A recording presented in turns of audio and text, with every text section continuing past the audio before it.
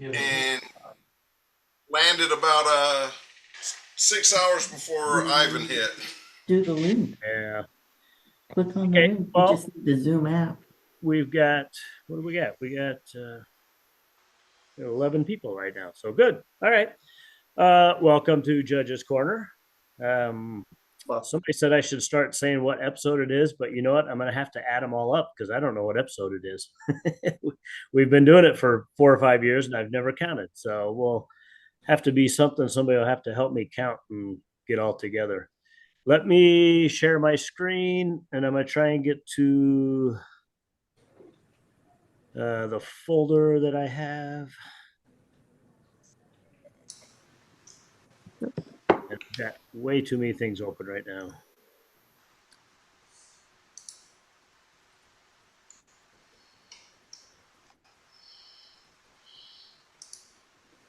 So I know Linda reached out to some people. I don't know if it's everybody on here or who she reached out to. I kind of let a selection be made for me to talk about. And what I was going to do is also have a spreadsheet, so I'll probably click back and forth to this. I took all the names out, so I don't know who it is, and even though I have another sheet that has them in there, I kind of wanted to go through and talk about them a little bit first, as if I was just judging them like a normal judge would do, and I don't have any reason to think who it is or you know who's pitchers they are or what style or whatever. So what I'm going to do is just go through real quick and just kind of talk about each one a little bit. Um, they're not in order on the sheet per se, but I do believe this is ceiling and loft. If anybody knows the area, we all recognize Nelson, Nevada out there inside the big barn. So that's always intriguing. I like Nelson, so right away as a judge, I get a good feeling because it's recognizable for me, and I like the location. I'm out there, at least a couple times a year to look at it and photograph it and see what's new out there. It's ever changing, kind of the ghost town feel, even though it's not a true real ghost town, and he's kind of built it all up from scratch. It's still a fun place to be and absolutely fun place to photograph. Um, when I look at this right away, I think because the light is really even throughout the image, that it's kind of cluttery. So while I'm looking at it, my eyes are kind of roaming around, and I'm not really focusing on a certain thing. So there's a lot of subject matter, but nothing that stands out as the main subject. Now, with that said, that Coca-Cola drink machine that's sitting there does kind of stand out, but it's hidden. So it's really still not the main focus. It's kind of a secondary focus because it's in the background. Um, I know at different times of day the light will change throughout there, whether it's coming in through the back door or through the front door, or whether the front or back doors are open. So I know you can get different looks in here throughout the day. I'm going to skip to the next one. I believe this is Colorado River duck. Um, right away, it's kind of intriguing because I like the little bit of selection of colors. With that said, it also feels like it has a little bit of a green tint to it, um, meaning that maybe the camera didn't auto balance or auto white balance kind of enough. But also, I've seen enough streams that floor could be a little bit of green. It's kind of like shooting on a grassy area, a grassy field, or a forest of trees that have a lot of green leaves. Sometimes it will put a cast over the rest of the image, like this duck, because I believe in interim this duck might have a little bit of white feathers. The blues and oranges and that yellow might pop a little bit more, where his yellow beak looks kind of a blue green, and that might not be the case. Speaking out, what the judge is thinking sometimes is not always 100% correct, but a first impression, that might be what I'm looking at, and that's what I'm seeing. Um, I like that the duck's looking back. I like the side view. Very, very good focus. You see texture through all the feathers, the whites, the greens, the browns in the front, kind of a brownish purple look. I like that you can see a little bit through the water, and there is a little reflection. It's kind of like a shadow, but a reflection because of what the water's doing in the image. So I again, I like it. Scoring wise, it might be down a little bit because it feels like that color tint kind of takes away from a lot of impact from the image. I'm going to go to the next one. This one is Southwest Seed Pods.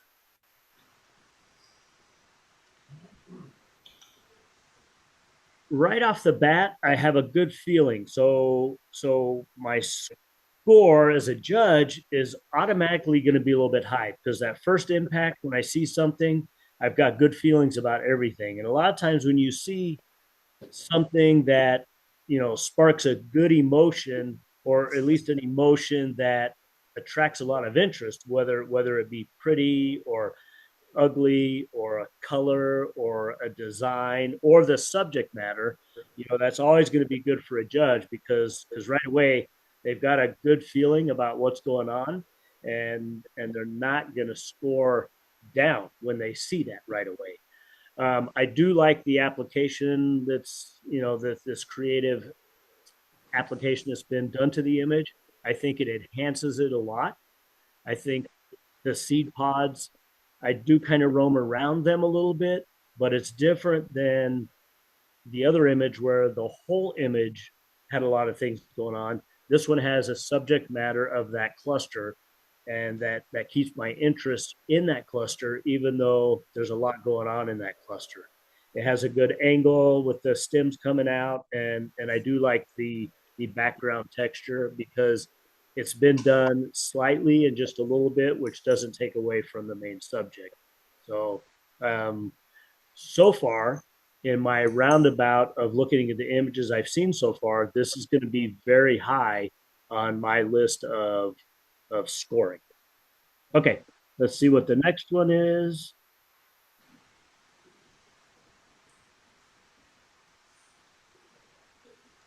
Um, I think this might be maximum effort.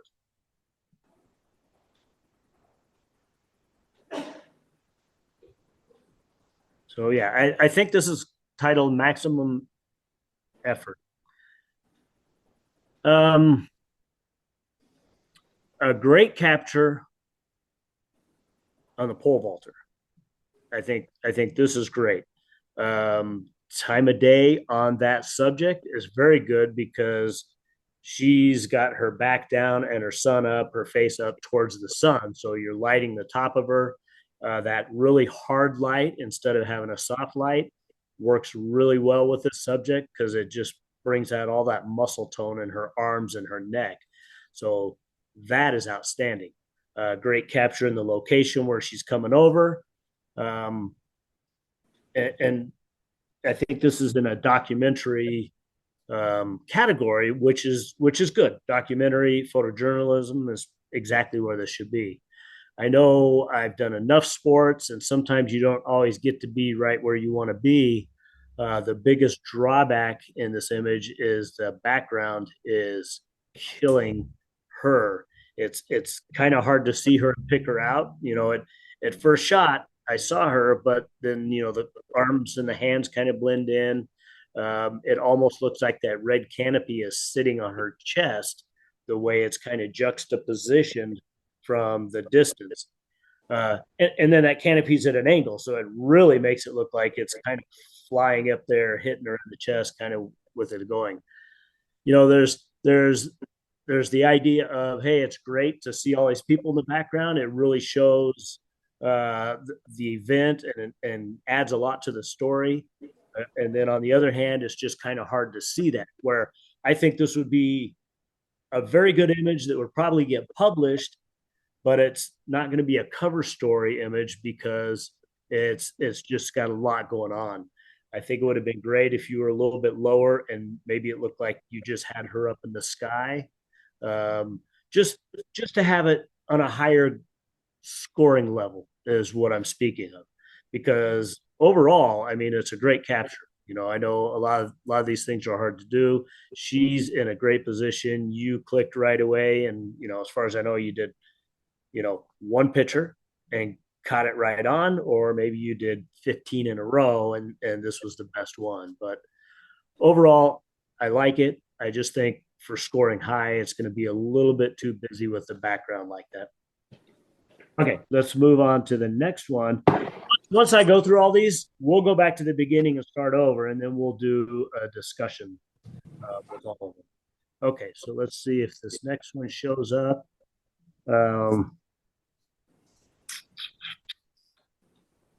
Okay, so I know this is, I have a different note on this one.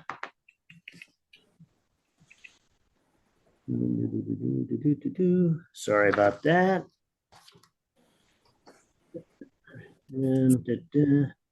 So I might be wrong on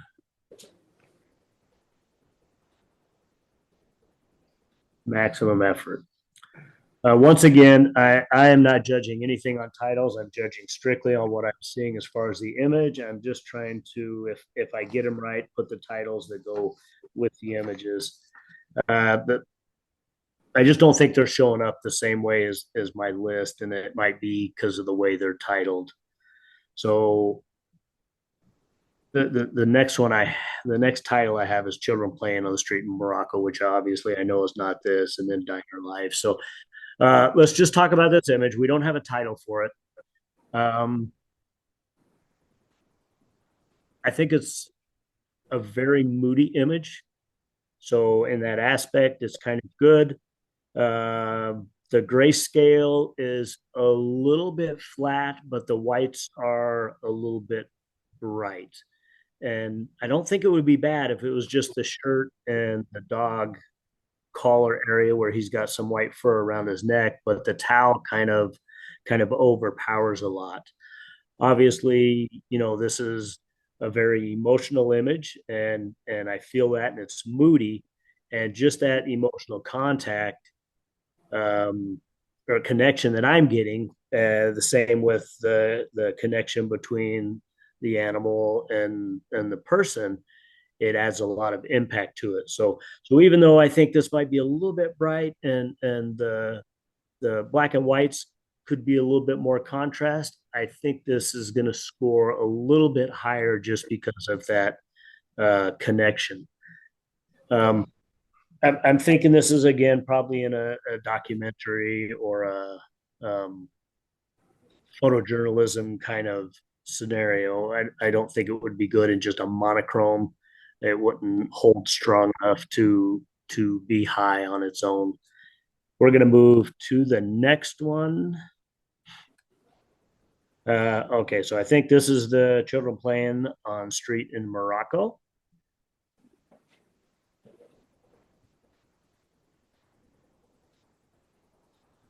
I love the location.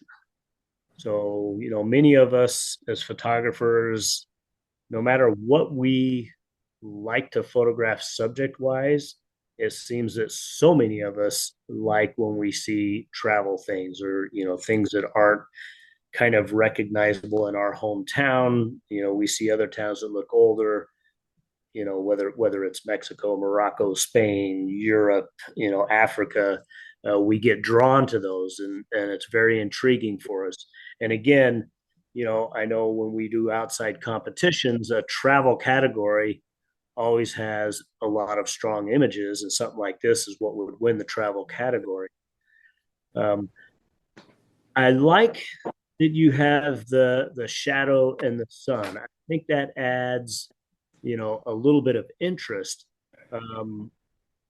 It's perfect because you got that light right on that white line that kind of divides the image.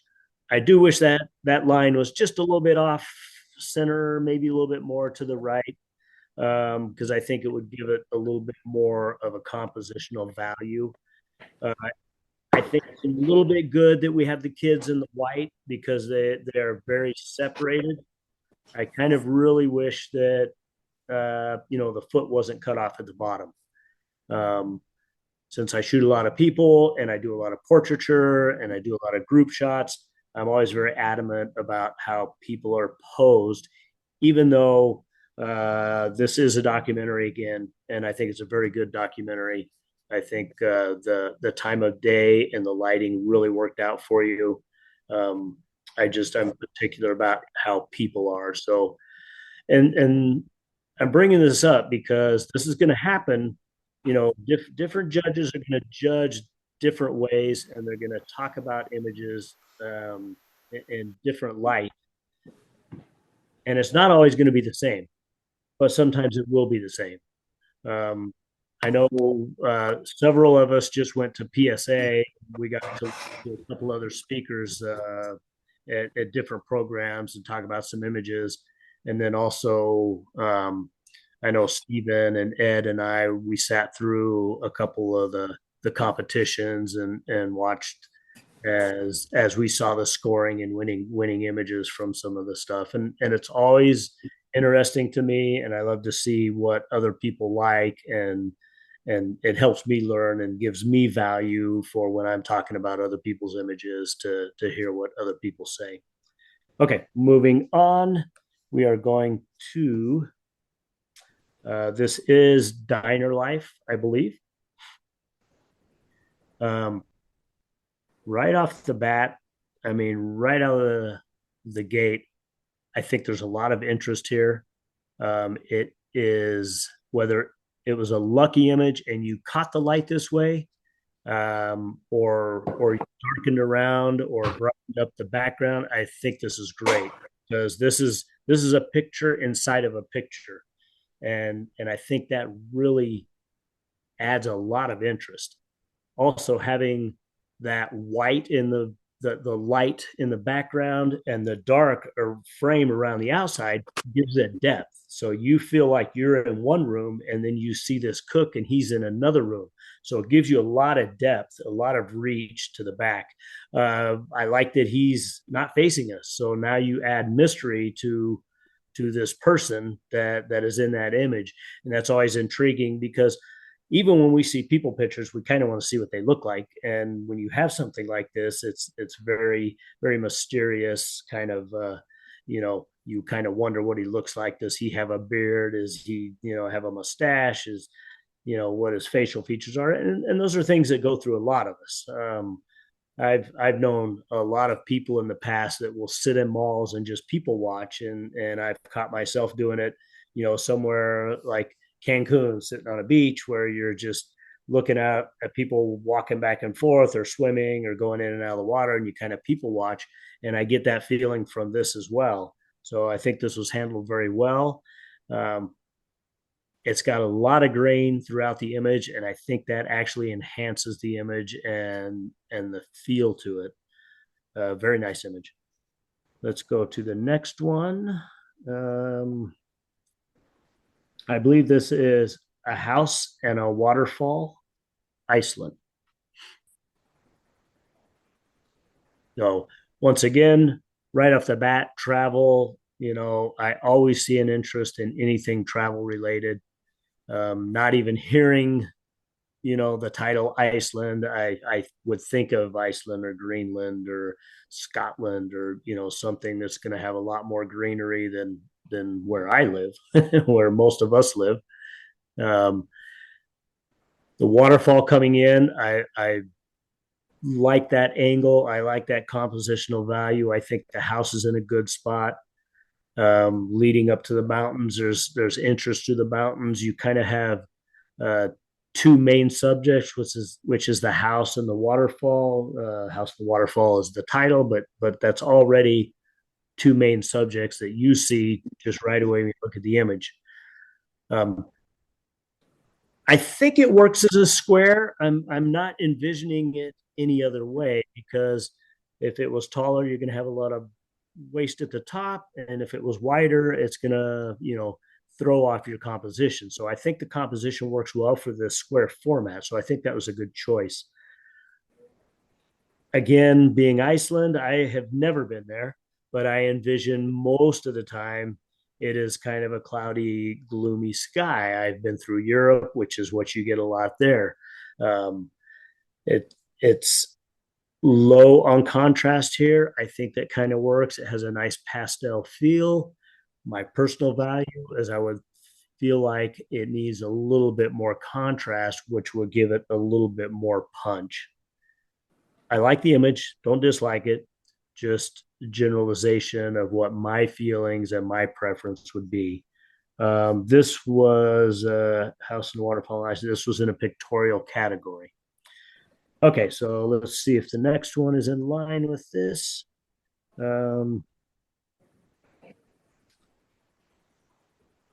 I don't know if this is after the rain. It could be, but anyway, just as an image itself, I like the flow of water coming in. I like these rocks. They're red rocks, and you have a little bit of water that's kind of making some of them darker, so it adds a little bit of interest there. I think our main point of subject is all the way in the back where we see um, the Red Rock Mountain in the top. Water line coming in. I think this is a great location. I think the clouds are a little bit too thick and not working for us and giving us enough impact in the sky. Um, I like that the trees are framing the left and right.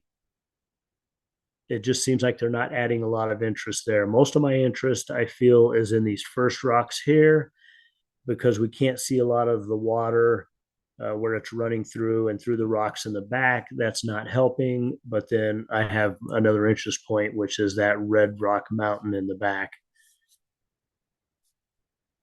I do like that it's darker here in the front and kind of lightens up back to the rock. But then again, I still go back to that white sky, which I feel is kind of taking away. But I do credit the photographer for using these tree branches and stuff to hide some of that sky. So I think that was handled very well. Okay, let's see if we get the next one. This is Rebuilt Fort. Now I'm gonna turn it on. I've talked about a couple things being too bright, so I can't tell what my screen's at. It says it's at 75. So I'm going to go down a little bit more on this one to 60 because even again the first thing I look at is that bright sky and I think those clouds look like they're blown out a little bit and since I'm going there right away it kind of takes away. Now, a good save is that's my first point of view, but then I come down and I see the boat, and now I get intrigued. I like the boat, and then I come back to uh, the rebuilt fort. So the fort looks great. I love the tree compositionally; that fits great. I love this little either walkway or kind of maybe a little stream that kind of runs through there. It could be either one, but it kind of adds a curve to my front and that makes me feel really good. I get a good feeling for that. And if I start there and I lead back in and I just look at the fort, I love having that second fort there. And again, I go back out to the boat. So I kind of have three subjects there. I bounce around, but they all keep me in there. And this tree actually also serves kind of as a barrier. Only problem is I still go back to that sky. If I'm not covering that sky, I kind of still go back to that sky. And I think the sky is just the real drawdown to the overall image. Once again, I just want to say I love this swirl, this curvy kind of S curve. There's not a real S, but it kind of goes through there. That is the most attracting thing to me in the image. Great fort. I love seeing the roof of the second fort. The boat gives me a lot of interest and intrigues me when I look at that. So, okay, let's go to the next one is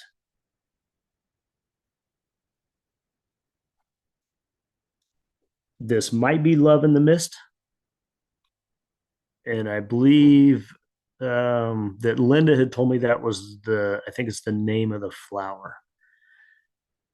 Um, it's an amazing looking flower. If that is the name of the flower, I've never heard of it, so I don't know its origin. I don't know where it's from. It has so much going on that is really inspiring. I love all the thorns that are sticking out from the sides. Um, the petals are good. I'm actually one thing I'm gonna do is turn my screen back up. I think I was at 75 or 80, so it looks really good there. It looks like there's texture in each one of the petals. Really great focus on the stamen in the middle. The petals are a little bit softer. And then I'm guessing I don't think they're thorns, but maybe they are that kind of stick up where they're kind of dead. They add a lot of interest. And then in behind some of them, I have this diffused green, which I'm sure is either parts of the plant or maybe some green leaves that are just down further. It's like I really, really like this right off the bat, but the longer I'm looking at it, I kind of keep finding things that I don't like. So just internally in me, I have a lot of confusion about what I want. I have a lot of the animosity about what I like, and in the alterum, it might score down just a little bit um, less than I think it would have right when I came off the gate. And I know there's judges. Um, Hey, I'm gonna end. This is Linda Heckensor Stiglitz. Is she on the thing? Um,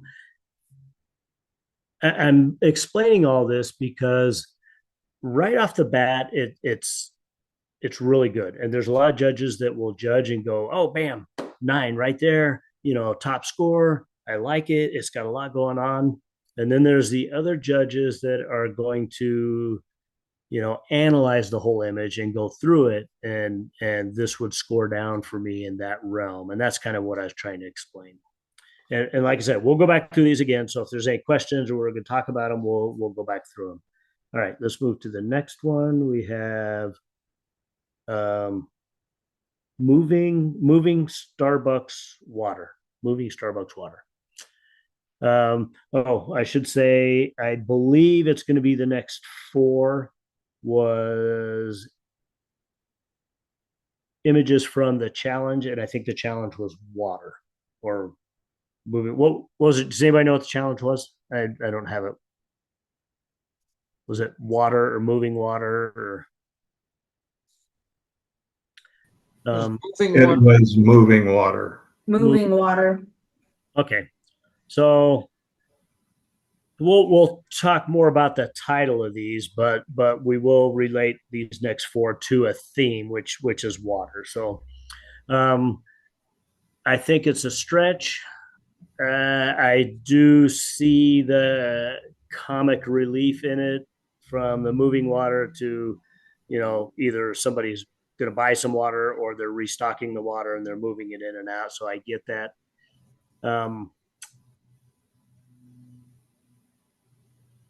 There's a little bit of angles. There's a little bit of color. The reds and the greens are complementary colors, so that kind of draws your eye to that and creates a little bit of impact with that color combination. But overall, I think it's not going to be a strong image. Okay, we're going to move to the next one, which is Yellowstone. This is Yellowstone River. I'm sorry, Yellowstone Rainbow. Yellowstone Rainbow. Um, so again, when I judge right off the bat, and tonight I'm kind of going more of what my mind sees, is I see this green thing here. So maybe the water's a little bit green in the river when it comes over, and the sun is lighting it up. But for me, it looks kind of funny. The bird here is kind of okay because it really adds scale to this image. I don't think it's really helping the image as well, especially since it's almost kind of spot in the center. And the bad part about that is it looks a little bit more like a dust spot or something versus a bird. But I know it's a bird. And then also along this angle, I do see the rainbow, but I can't tell if that's a rock going there or if the rainbow kind of additive is kind of affecting the pixels and creating an extra line in there, almost kind of like a solarization would do. So coloring, I'm guessing this is a afternoon. It could be an early morning, but I really believe this is more of an afternoon image because the color tone of the rocks and even the lower image, the trees and stuff is a little bit more yellow. I know in the morning you get a warm tone for a little bit, but then it kind of lightens up as far as color balance pretty quick, and then the afternoon that those oranges and yellows last a little bit longer for that warm tone. Okay, we're going to go to the next one. I believe this is flowing water. Right off the bat, simple images like this with warm tones and cool tones, because you kind of have a cool tone with the water and a warm tone with the leaves at the bottom and the rocks in the top.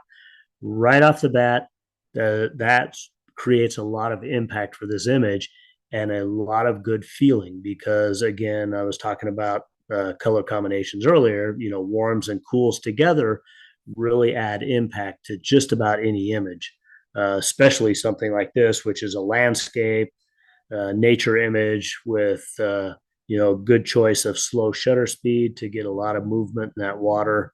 Really adds a lot to it.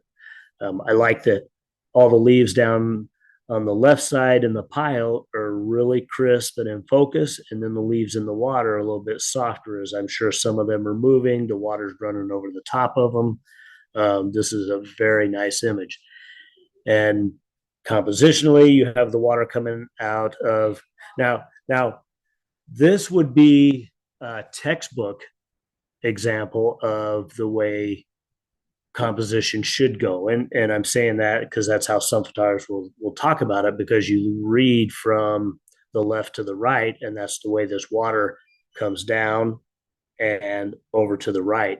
So again, this, our mind plays tricks on us to see things that are normal or comfortable or, emotionally compelling to us. And right there, that adds a lot of impact.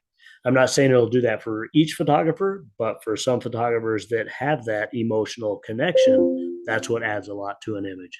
And I know for everybody, sometimes that's hard to find because you're trying to please, three or four different judges throughout an evening or a night or a competition or whatever it may be. But this one's going to score really high for the night. So I really like it.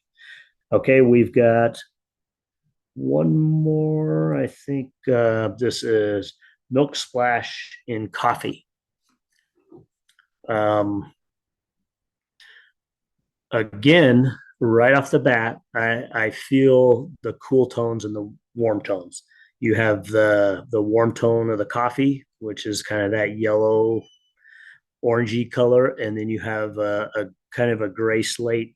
I'm guessing it's the mug if this is coffee, and it's got a cool tone to it. So those are great tones together. Um, anytime you can find stuff like that, it's going to work really well.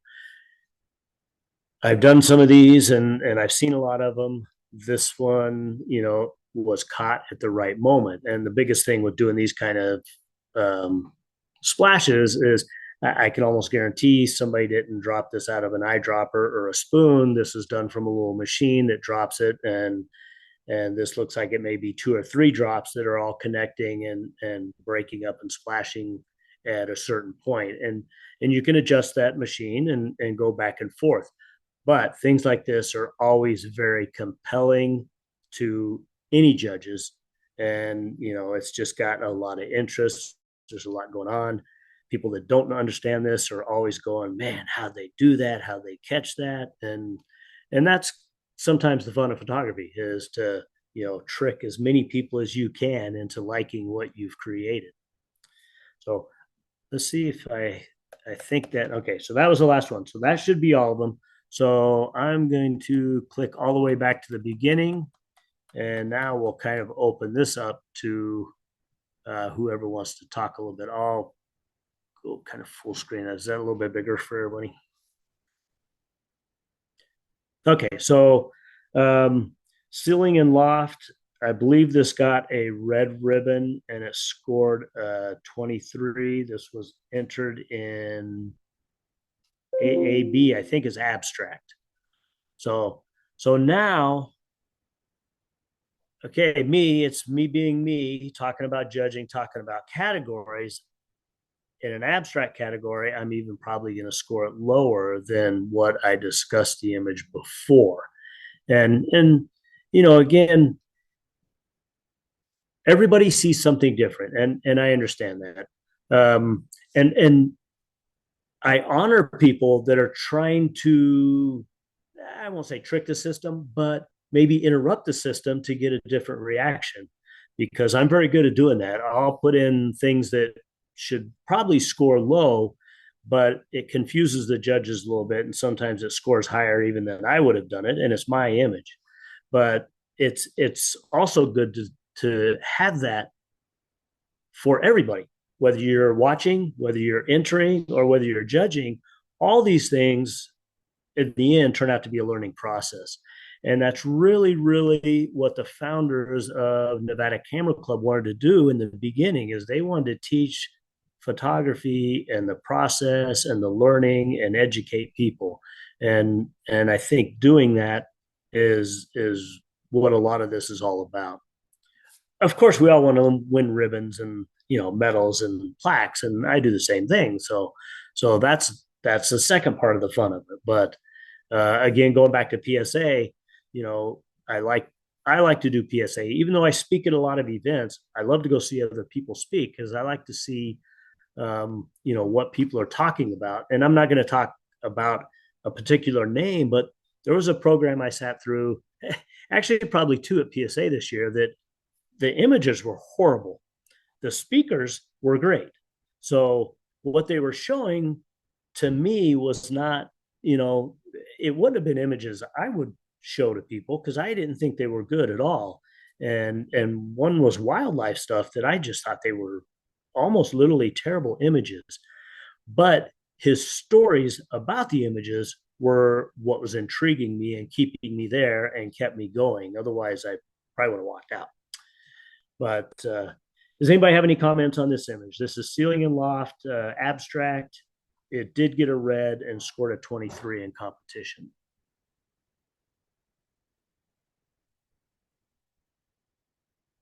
Okay, should we go to the next one? This is the Colorado River duck. Once again, I'll go through what I was thinking is that I really feel there's a green tint over this. Oh, I'm sorry. Let me go back real quick. This is intermediate as well. This is in animals, pets. It got a red ribbon, scored a 23. So the duck is not outstanding. I think it's a good picture of the duck. It's nice that he's looking back. You can see an eye. Like I said before, focus on the feathers. Everything looks really good. You can see his feet. So I think overall the duck's a good duck. Not a superstar, but if he was doing something, maybe fluttered his feathers for you or kicked up some water, it might have added really a lot more interest to it. But the overall impact is being taken away because of this kind of green cast.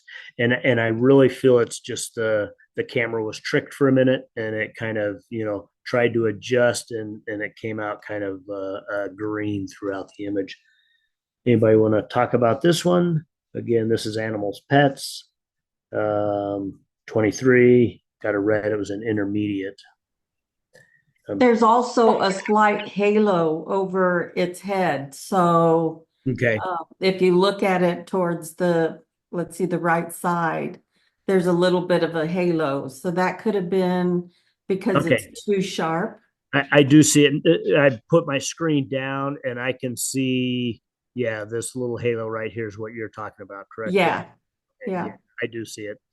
When I'm up, my screen's like I think I'm at what am I at? I'm at about 90%. So I don't see it on my screen when I'm looking flat, but I do see it now when you turn it down a little bit. So, but I mean, if you're out there again and you see this duck, I mean, definitely shoot some more pictures, spend a little more time, wait for him to do something. Um, One thing Daphne and I do is we literally drive out to Valley of Fire, and we've done it all summer long. I mean, we drive out there almost once a week, sometimes twice a week. And, sometimes we don't really get anything, but, every third trip out there, we have a great sunset, and it's just amazing. We've been lucky enough. I would say we've been out there probably close to 50 times this year. And I think there's been one day that we didn't see any sheep. There's been a few days we've seen 50, 60 sheep and one day no sheep. But we're always seeing stuff. We've seen foxes out there, which I haven't seen in a long time. But having the park closed for the summer, not the park, sorry, the park was open, but literally they closed almost every hiking trail out there for the entire summer, and everything just now is starting to open again here in October. But I think it's given the animals a chance to kind of come back and roam around because there hasn't been so much traffic out there. We've seen 3 rattlesnakes, which I haven't seen snakes in man like 20 years out on the main road going through Valley of Fire. This is snake time, so if you guys are hiking, be aware of that. But we've seen 3 sidewinders, so that's been kind of cool, kind of exciting. Of course, there's always a lot of birds and stuff out there, but same thing. We go out there, and if we see some sheep, we'll literally spend our next hour till it gets dark following them around, taking pictures just to, get something more more interesting than just a portrait or them standing there or them eating or like we all have millions of pictures of everybody's butt because they're always walking away from us. Okay, so let's move. I think this next one is the Southwest Seed Pods. This was in master category, this creative, and I did talk about the creative application, and this got a blue ribbon and a 25. Uh, Anybody like to talk about this one?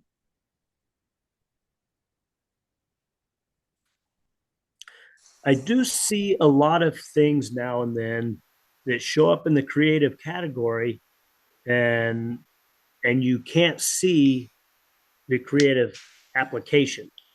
So I don't know, you know, why that happens or if some people aren't understanding the creative category.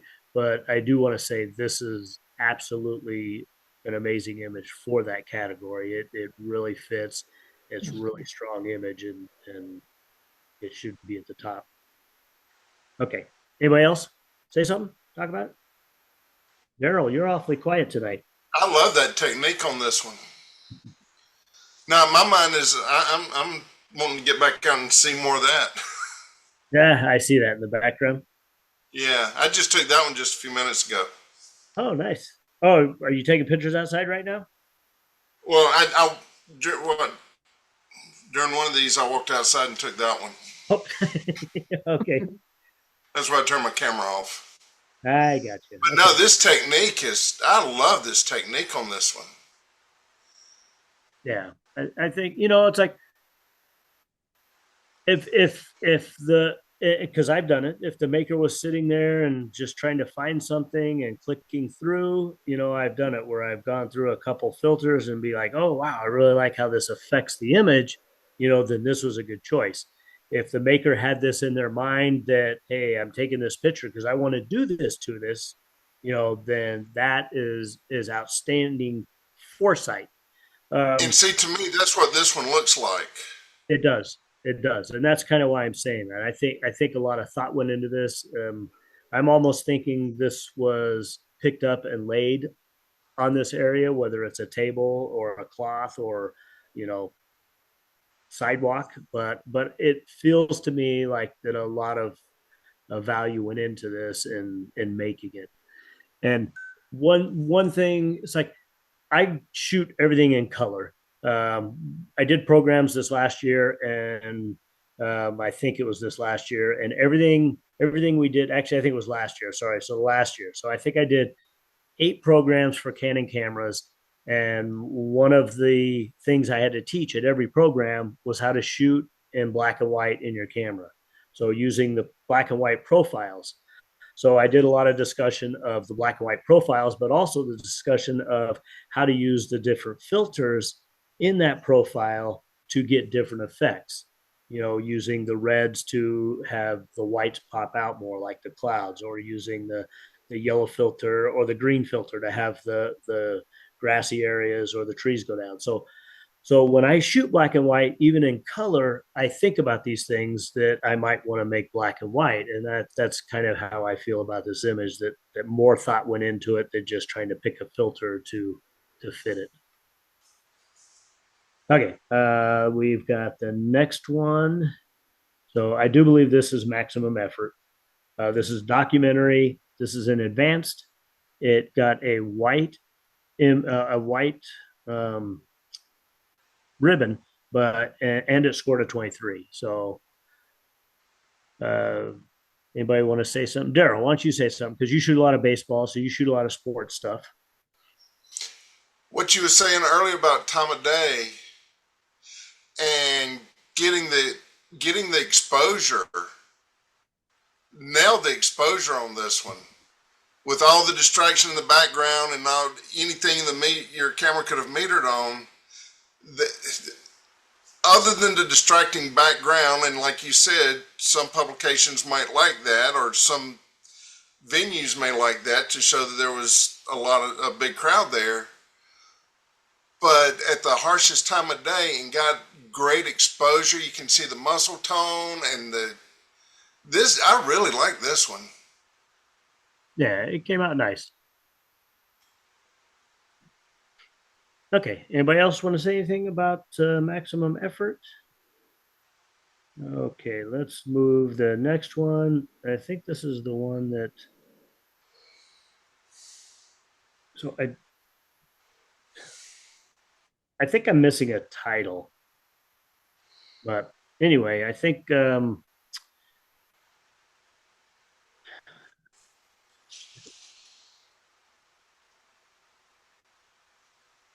did I do After the Rain? No, I think that's a different one. Anyway, so I don't know which image this is. Does it show me let me click out of here for a minute. I'm gonna see if I can find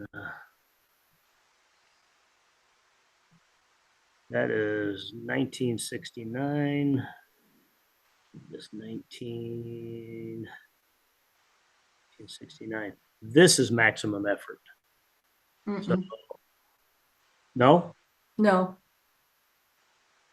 So was the other one? The other one was maximum effort. Yeah, the one going over the pole was maximum effort. I think that one is called something close, or a last goodbye or something like that. Okay. So let me look again. 1969. So it's 99,247.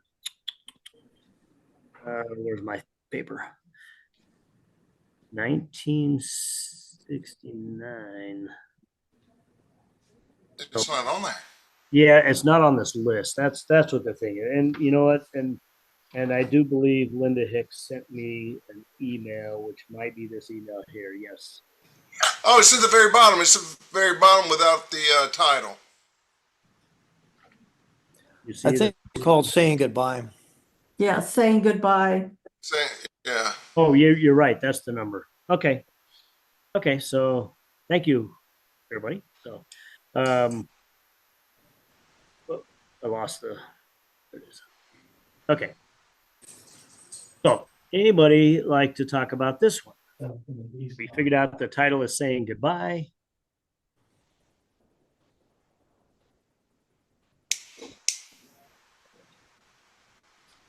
I think this would have been a stronger image if you could have gotten closer to the two faces. Maybe if the photographer was down on the floor like they are, and you were able to shoot in there and see a little bit more of the person's face and the dog, I think that might have added a little more impact. I'm sorry, does somebody else want to say something, or did I miss it? I agree. I think if they cropped it more from the bottom, you would get rid of all the white Yeah. and the cropping of the hands and just have the connection between the person and their dog would Yeah. have made it a little more personal and more impactful. And trust me, I know, from a judging standpoint, I'm going to look at this, and I don't like her hand in a fist, and there's no way to take it out of there. You can try and crop it, but then I have this funny arm coming down with a wrist that's even worse than that hand being there. But things like this, and I'm guessing you're not going to try and pose them because they're having an emotional moment that you don't want to interrupt. But things like this, you just need to move faster and move around and try and get different shots and just try and get a different angle. And that's really the only way to get something like this accomplished. Okay, let's go to the next one. And this is the children playing on street in Morocco. This is in the master category. This is a documentary. And this received a red and a score of 23. So I think documentary is good. Does anybody want to talk about this? I would have liked to seen, I said it earlier about the foot being cut off. I really wish there was a little bit more of street where the kids are. And I'm looking up at the top left corner, and it looks like you tried to frame that lantern, but I really think it would have been more important to have some more room for those kids on the bottom versus that lantern. If that was cut in half, it wouldn't scream out at me as much as the bottom is taken away from them. What category was this one in? This is documentary. Oh, okay. I was going to say, and you could probably still do it in documentary. I don't think this photo has a lot of texture in it. If you could just pull some more of that texture out. Yeah. Yeah, you're talking about the white wall behind them? The white wall and the street. I mean, just show off that texture because there's so much of it. Yeah. And I really think this is a little bit more of a, unfortunately you might have to go on unclassified because it's a documentary. Everything we shoot as a photograph is a documentation. It doesn't matter whether it's an animal, a people, a landscape, a pictorial, it's all a document. But I don't think this is a strong documentary for me. We look at documentaries different. Let's use TV, for example. When you watch a documentary on TV, you want there to be a lot more interest in what that documentary is, because if it's not interesting, you're going to shut it off. Doesn't matter who we are. And that's how I feel about this. I really like the picture. I think it could stand up in a pictorial because it's got, a lot of pretty things. It could be unclassified. I just don't think documentary is the best category for this image. Yeah, if the intent was to document the kids out playing, they're so small in the frame. You're kind of missing that point on that. Okay, let's move to the next one. This is a people category, diner life. This is in advanced. It is in the monochrome, and it got a red ribbon and scored a 22.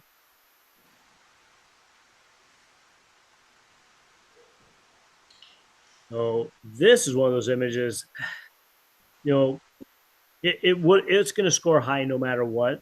I don't think it's necessarily a strong people category image because usually when I look at people, I think of more interaction. When I look at portraiture, I worry about the posing, the lighting. But when I look at a people image, I kind of want more interaction or more reaction or more, um, you know, action out of the subject per se.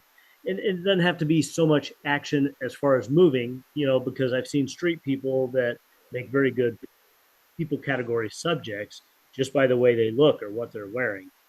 Um, but I think this is a great documentary. I think it's a great pictorial. This is a great, pictorial. It's a pretty picture. It's got the depth is all the feeling, the lighting in the background, and the mystery of him adds mood, and that's what a pictorial image is. It's all about the mood and the expression, and I think this has a lot of that. Anybody else? The other thing I like about this photo is the grain on the photo. Yes. It almost looks like film. And I don't know if it was done on film, but that gives it that old time effect, I think, to me. Yes. And so it just kind of, sends me back to a different time because of the graininess of the photo. Oh yeah, I've never been a big fan of grain, but I really like it on this one. Yeah, I have that old newspaper feeling when I look at this. Exactly. Or you're saying Time, even Time magazine. That this is something that they would do a story on. This is how they would look at it. I think this is great. Okay, let's go to the next one. And this is A House and a Waterfall in Iceland. This is advanced category. This is in pictorial. It received a 24 for a score, but it got no ribbon. So I'm guessing pictorial was kind of a busy. I didn't judge last time, so that's why I had somebody else select images that they wanted me to talk about. But I'm guessing there must have been a lot in pictorial that scored really well, because this did score enough for a blue ribbon. It just didn't receive any ribbon. Anybody like to talk about this?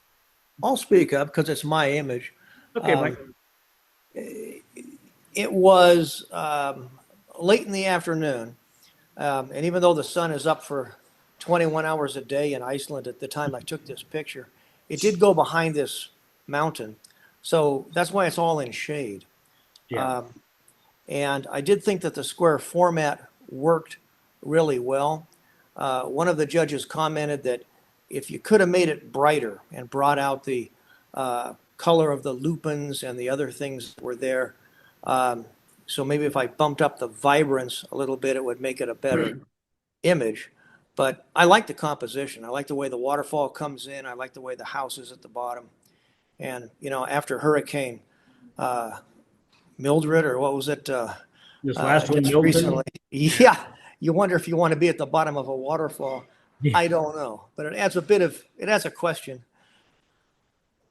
No, I agree with everything you just said. So I knew it was kind of a flat might be kind of a derogatory term, but the lighting is flat throughout the image, and maybe bumping up vibrancy just a little bit for the color, but also maybe just a little bit of contrast. Just be real careful with it because I don't think it needs to be brighter. I think your water has a lot of texture through it. There's just a couple white spots where the big splashes are, and that's okay. And the house is right on the edge of being white, so don't affect those too much. But yeah, maybe just a little bit of contrast, a little bit of vibrancy, and just see what happens. Cool. Let's go to the next one, and I think this is After the Rain. This is pictorial category, advanced. This received. Oh, so I bet these were in the same color, advanced, pictorial. So this got a 24 as well and received a white ribbon. Anybody want to talk about this one?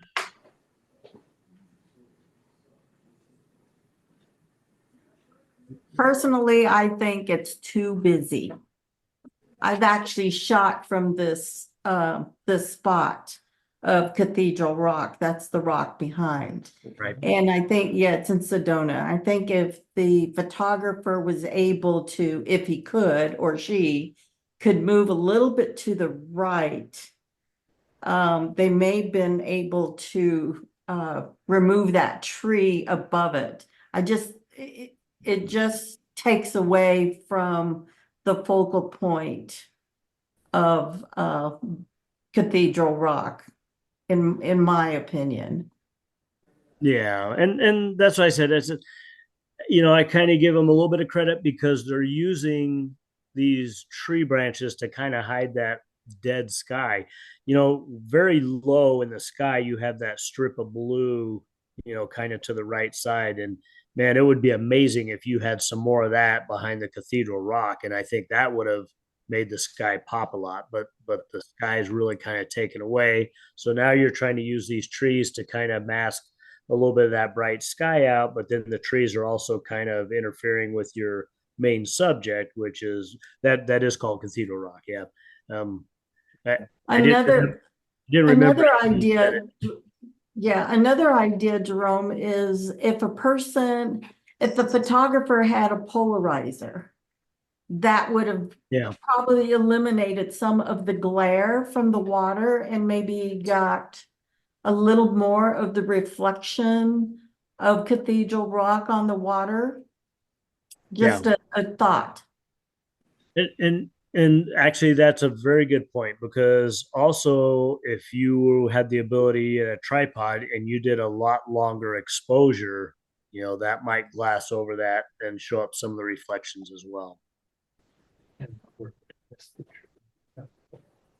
Cool. Okay, let's go to the next one. And this is the rebuilt fort. This is in the master category, pictorial. This received a 23 and got a red ribbon. Anybody want to comment on this one? The only thing I see is a water spot on the tree. I saw that earlier and I started to talk about it and then my mind got away and I forgot about it. But yeah, it's right here. Yeah. Yeah, it's either something on the lens or something on the chip inside.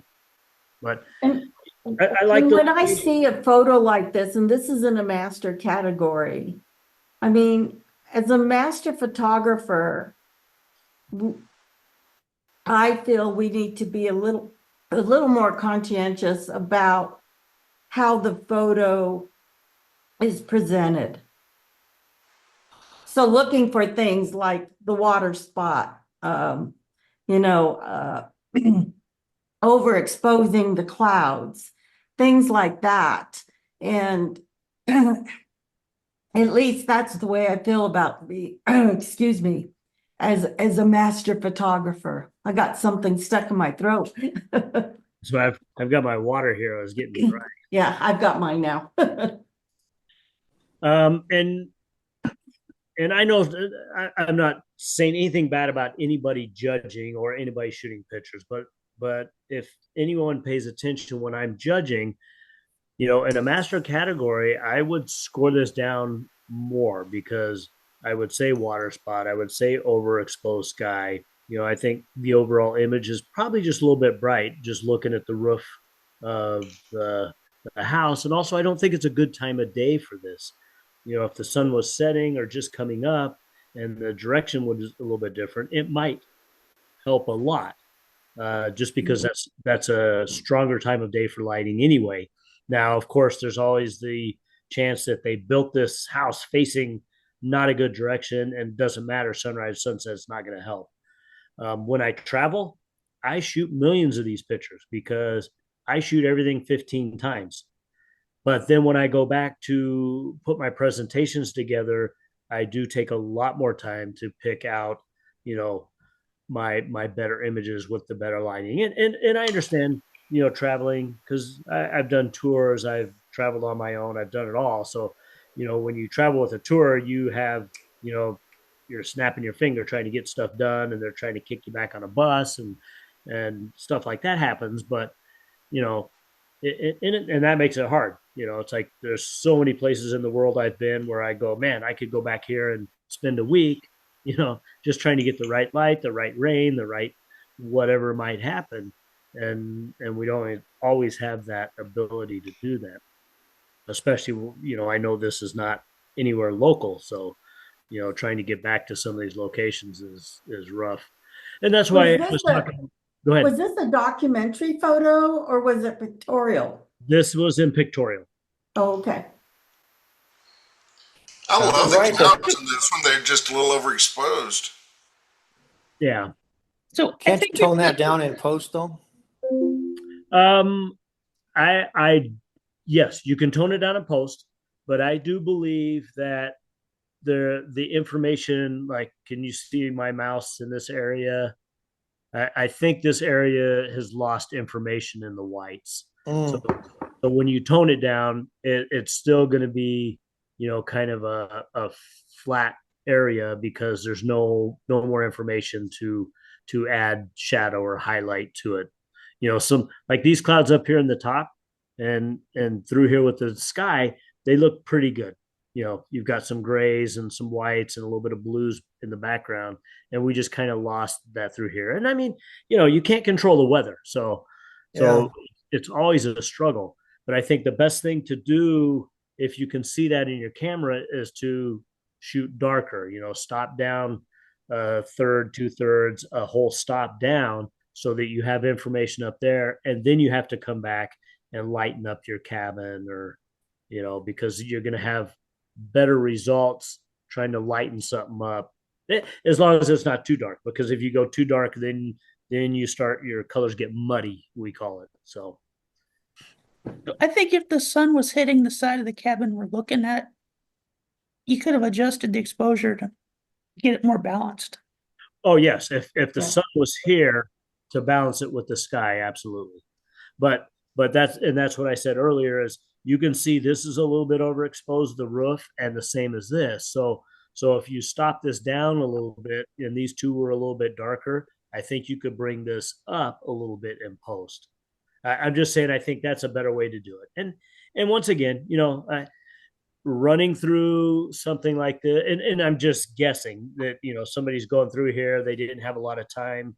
You know, I've been Stephen was just talking. So Stephen, Daphne, and I, we were just at PSA, and we were on our own trip driving around, but we stopped at a church, and we still literally, you know, we were like had 15 minutes. So we're all running around different directions, trying to take different pictures and seeing what we can do. And so it still happens, you know. It's just kind of a way of life. But And this was master category. this was in master. Okay, on the top of the one in the front, on the very top, is that a glare from the water or is that a masking? Are you Right talking there. about this right here? Yeah, It yeah. looks like it might be a raised portion of the roof. Let's see. Okay. I touched my screen to try and zoom in, but I Then can't zoom over, in this program. then over on the right side of the tree, Over here. where the mountain is, go up, down just a little bit. It looks like a masking or something right there to the right. Go to the right, Yeah. down just a hair. Right there. You mean like these bumps right here?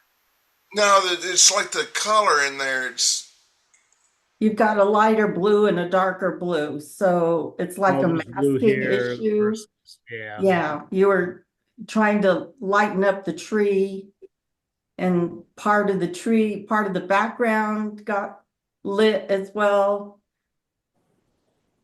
So that's good. I'm glad you guys are all kind of looking at little things and picking at it. And I mean, I'm not trying to tear it apart, but no. got I to don't. get I it don't out mean. first. I don't mean. I don't mean that. I don't mean that at all. But do you remember? I don't remember which image I was talking about, but I said, you know, sometimes I'll look at things and my screen just got dark. Sometimes I'll look at things and right off the bat, as a judge, I go, "Ooh, that looks really good."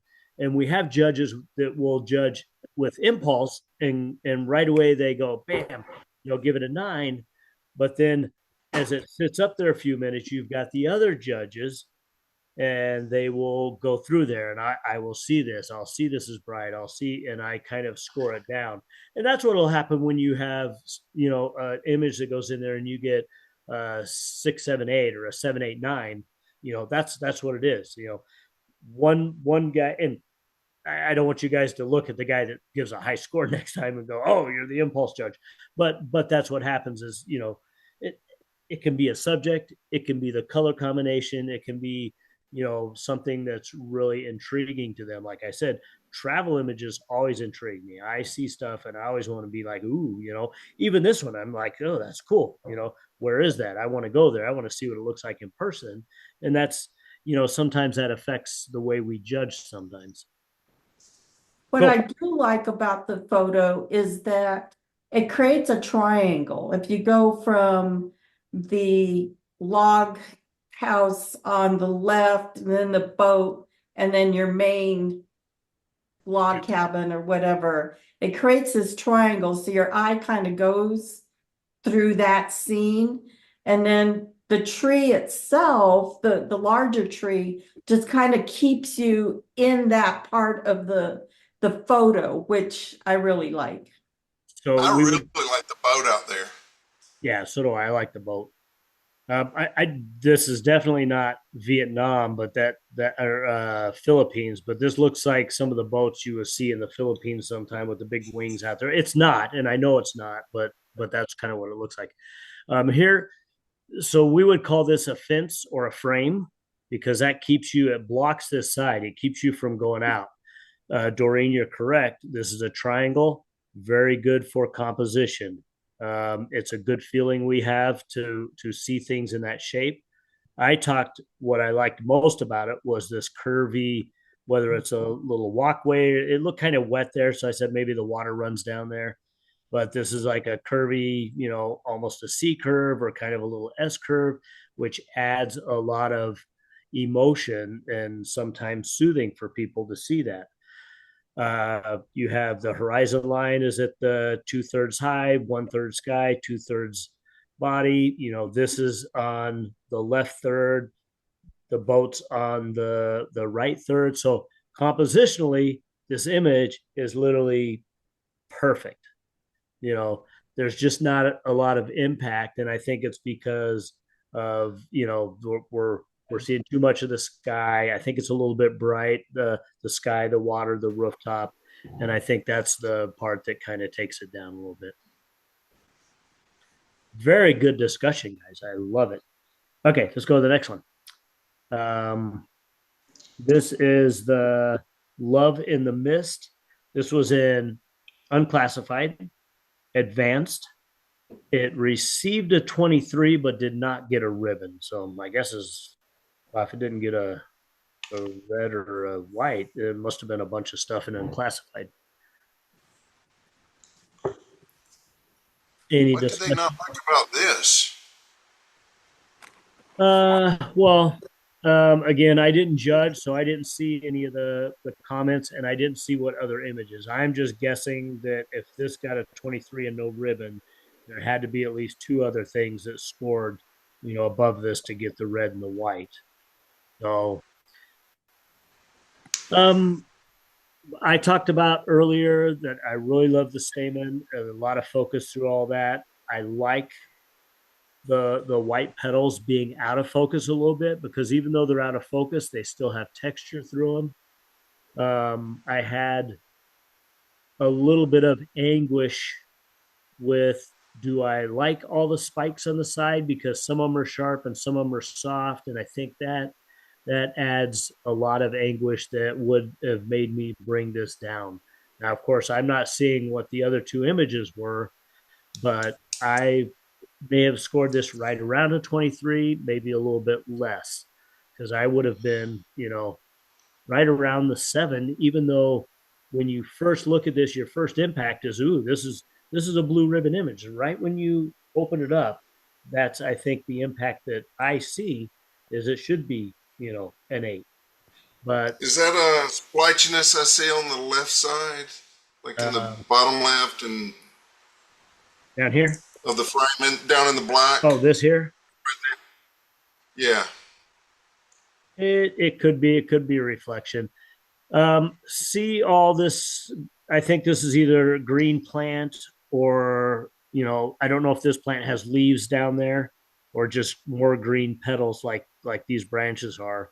But it looks like this was kind of, you know, dodged out or burned out to make it a little bit darker, and maybe a little bit of this got missed. But I mean, great flower. It's a very cool flower. It is. A lot going on with that. That's for sure.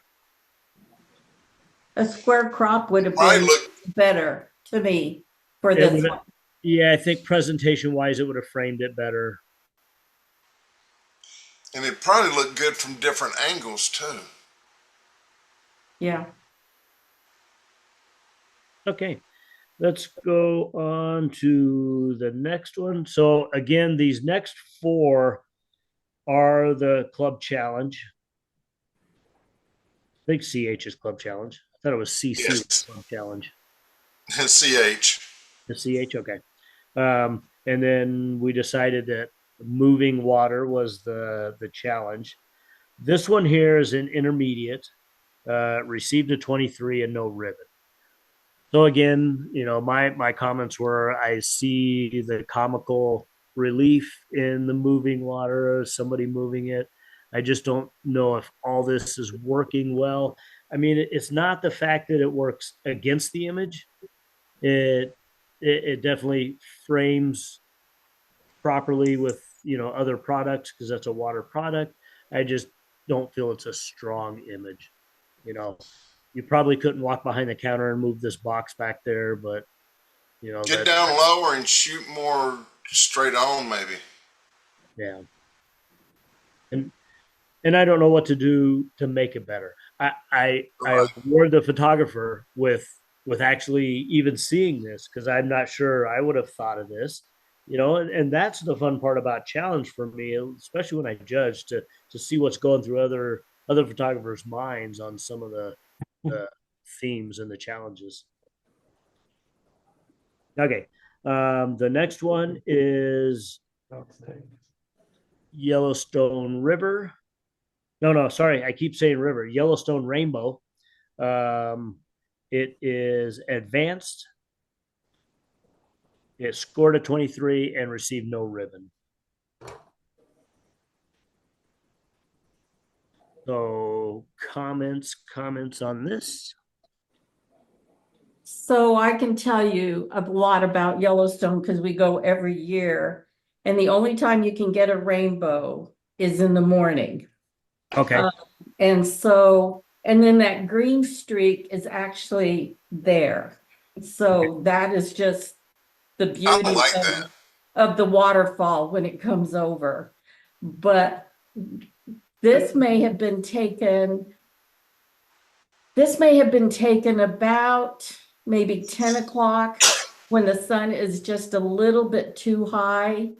And the yellows could have been a little bit darker if the time of day was, 8 o'clock. It just depends on what time of the season you're in.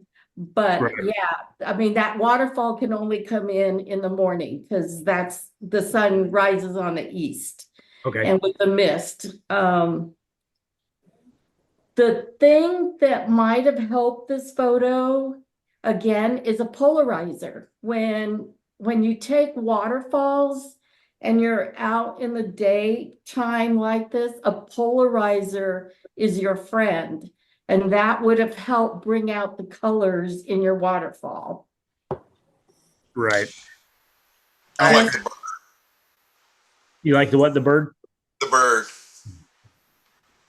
So I am not a big filter guy, and I've talked about that in a lot of programs, but the filters that I do carry are polarizer and neutral density because they're almost must haves especially for landscape photographers. And I'm not huge in landscape, but when I do them, I've always got them in my bag. Um, I, I'm very anti put a protective cheapy filter on the end of my $2,000 lens. I'm paying for good glass. I don't want a cheap filter on there. I understand the store wants to sell you that to protect the glass, but just take care of your glass and treat it properly. It's going to be fine. But yeah, you're right. Two filters you should have for all your lenses: polarizer and neutral density. Doreen, with the polarizer, that would probably knock the rainbow out, though, wouldn't it? No, No? not at all. No, that's part of the reflection of the sun hitting the mist. And so when the sun hits the mist and you move your polarizer to polarize that area, your rainbow pops. It really Okay. does. Okay. Yeah. It's been a long time since I played with polarizer, so. Yeah. And I agree with Jerome, a polarizer and an ND filter are your friends, especially in landscape photography. ND filter would have brought some more texture in the water because I like that waterfall. I like Well, that green. The ND filter will help you at the Well, it would time. have smoothed it out. It would have smoothed it out if Yeah. you wanted a long exposure, but it helps at those time of days where the sun is really high. So you can come down and you can change your exposure by, a couple of stops, or it depends on Right. what type of ND filter you use, but you can go 6 stops, 10 stops, 8, 3 stops, whatever. But then that helps bring out some of the colors out of your landscape and your textures. Cool. Very good. Okay, let's go. Next one. We are at flowing water. I'm gonna let you guys talk because I talked about this one earlier, and this is probably my favorite for the night. What did this one score? Oh, I'm sorry. This is flowing water. It's still the club challenge. Advanced category. It scored a 24 and got no ribbon. Wow. So This is a really good photo. Really. Yes. at least 3 things beat this. The Wow. long exposure, the leaves. You can see the flow of the water as Yeah. it flows down. I mean, the whole thing is gorgeous. It's a gorgeous photo. It is.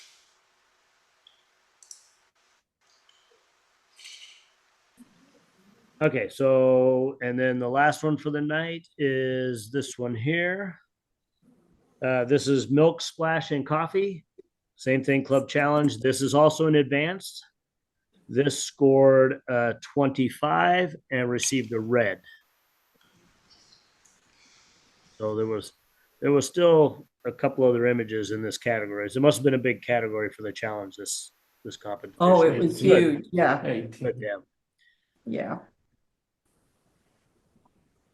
I think I talked about this earlier. I think the only thing I would have liked is to move this whole thing up a little bit, just to have a little bit more cup on the bottom and bring the flower splash heads up a little bit. That's really the only thing. Everything else I think is really amazing in this. I really like the milky texture going up in the column of coffee. Yeah.